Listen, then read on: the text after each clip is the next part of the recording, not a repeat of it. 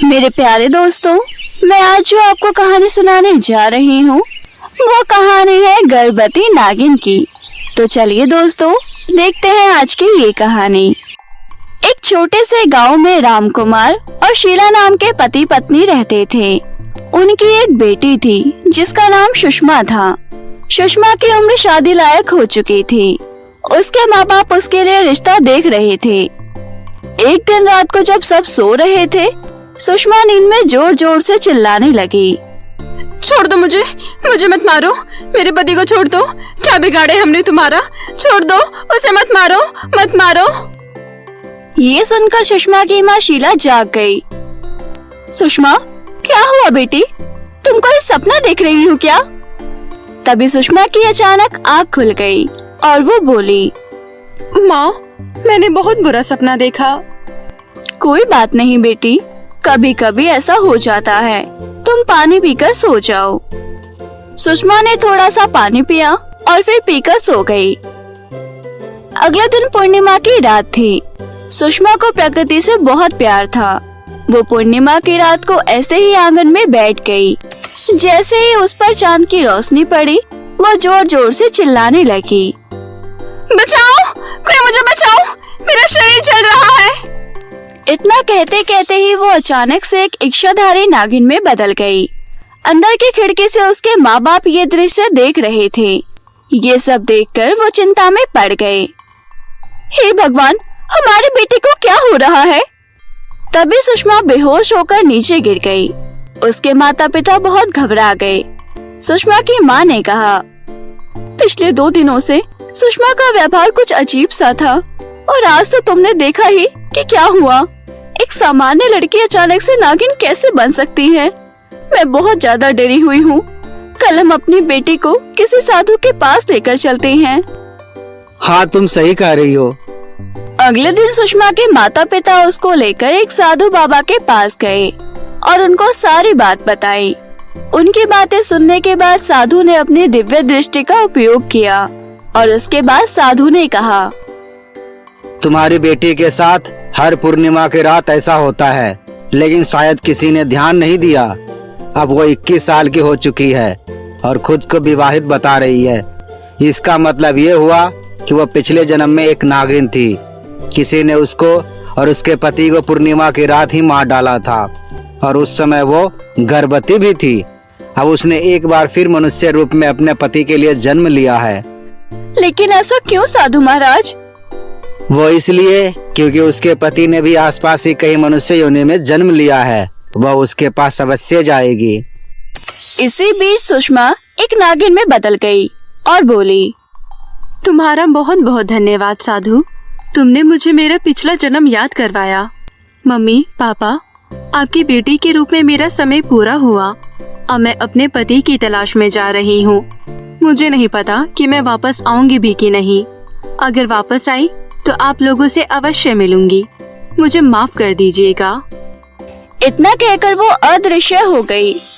उसके माँ बाप बेटे को जाता देख रो पड़े, लेकिन वो तब तक जा चुकी थी। तब साधु बाबा कहते हैं, चिंता मत करो, वो वापस जरूर आएगी। तुम घर जाओ और सुकून से रहो। दूसरी तरफ सुषमा अपने पति की तलाश में निकल चुकी थी। उसका पति वहीं दूसरे गांव में रह रहा था। इस जन्म में उसका नाम पंकज था। सुषमा उसको ढूंढते ढूंढते उसके घर तक पहुंची। सुषमा को वहां देख पंकज ने उससे पूछा, तुम कौन हो? पंकज, मैं पिछले जन्म में तुम्हारी पत्नी थी। मैंने फिर से जन्म लिया है और तुम्हें खोजते हुए यहाँ आई हूँ। तुम यहाँ से तुरंत चली जाओ, क्योंकि मैं तुम्हें सच में नहीं जानता कि तुम कौन हो। इस तरह पंकज सुषमा पर चिल्ला पड़ा। इसी बीच पंकज की पत्नी कामिनी वहां आ गई, जो कि पेट से थी। क्या हुआ जी, आप इस तरह क्यों चिल्लाए? और ये कौन है जो कि आधी इंसान और आधी नागिन है? तब पंकज सुषमा से कहता है, देखो, ये मेरी पत्नी कामिनी है। हम दोनों ने शादी कर रखी है। तुमने देख लिया ना मैं अपनी जिंदगी में कितना खुश हूँ। बहुत ही जल्द हम मम्मी पापा बनने वाले हैं। मेहरबानी करके यहाँ से चली जाओ। लेकिन पिछले जन्म में तो मैं आपकी पत्नी थी और एक पत्नी होने के नाते अगले 7 जन्मों तक आप पर मेरा ही हक है। आपको मेरे साथ नागलोक वापस लौटना होगा। हे नागिन, कृपा करो हम पर, चले जाओ यहाँ से, हमें भगवान के लिए अलग मत करो। इस तरह दोनों पति पत्नी सुषमा के आगे प्रार्थना करते हुए रोने लगे। सुषमा बहुत उदास हो गई और वहाँ से अदृश्य हो गई और एक जंगल में आकर रोने लगी। इसी तरह कुछ दिन बीत गए। एक दिन किसी काम से पंकज शहर के लिए निकल गया। उसकी पत्नी कामिनी घर पर अकेली थी। जंगल में सुषमा एक कोने में अकेली बैठी सोचने लगी। मुझे अपने पति से मिलना होगा, उसे पिछले जन्म की बात याद दिलानी होगी। ये सोचते हुए पंकज के घर वो चली जाती है। उसी समय कामिनी को प्रसव पीड़ा शुरू हो गई थी। उसे उस दर्द में देखकर सुषमा को उस पर दया आ गई और उसने खुद ही कामिनी का बच्चा पैदा करवाया। कामिनी ने एक लड़की को जन्म दिया। तुम्हारा बहुत बहुत धन्यवाद बहन, तुमने सही समय पर आकर मेरे बच्चे की जान बचाई। मैं तुम्हारा ये एहसान जिंदगी में कभी नहीं भूलूंगी। लेकिन फिर अचानक दर्द के मारे कामिनी जोर जोर से चीखी और वहीं उसकी मृत्यु हो गई। अरे ये क्या हो गया? अचानक इस हादसे से सुषमा बहुत घबरा गई। उसी समय वो बच्चा जोर जोर से रोने लगा। उसे रोता देख वो बहुत चिंतित हो गई। हे भगवान, अगर अभी पंकज यहाँ आ गया तो उसे लगेगा मैंने उसकी पत्नी को मार डाला। ऊपर से ये बच्चा भी इतना रो रहा है, मैं क्या करूं? सही हो या गलत, पर मैं कामिनी बनकर इस बच्चे को दूध पिलाऊंगी। ये सोचने के बाद उसने कामिनी के मृत शरीर को वहाँ से हटा दिया और खुद कामिनी का रूप ले लिया। फिर उसने उस बच्चे को अपनी गोद में उठाया। भोलेनाथ, मुझे नहीं पता ये उचित है या नहीं, लेकिन ये बच्चा बहुत भूखा है।